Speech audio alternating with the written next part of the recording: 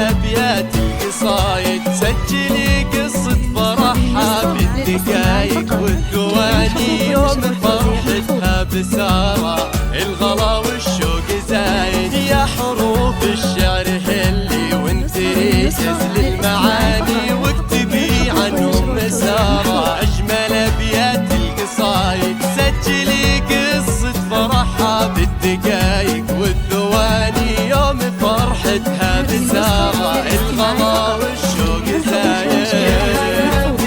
يا هلا القصايد يوم سارة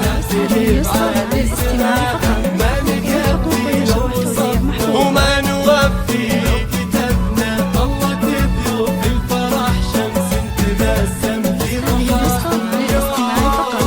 يا أم سارة من وصوفك تضرب حروف الأغاني شامخة، من يوم يومك في الرخاء وفي الشدايد، من شموخك يستزيد الشعر ويغرد لساني، عجودية بالطباع ويا عروبية بالعوايد.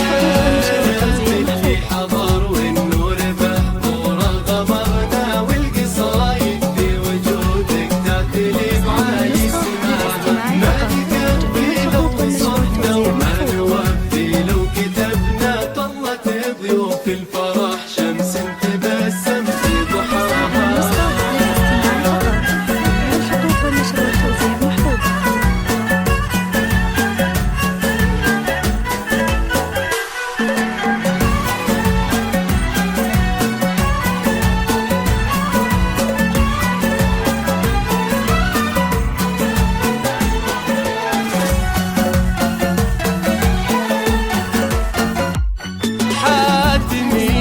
بالكرم كأنك بحر ما لا مواني، تكرمين أصغر فقير وتفرشين أكبر موايد، في صلاتك تكسبين النور بعروق المحاني، تقطعين الليل بالذكر وتعوفين الوسايد. افرحي سارة بحياتك حققت أجمل الأماني، غمتك تمطر عليها كل ما جدت جدايد، فاتنا مثل القمر قامت تبطر في أمانيك، إنها مراية جمالك والحلاوة الزين عايد.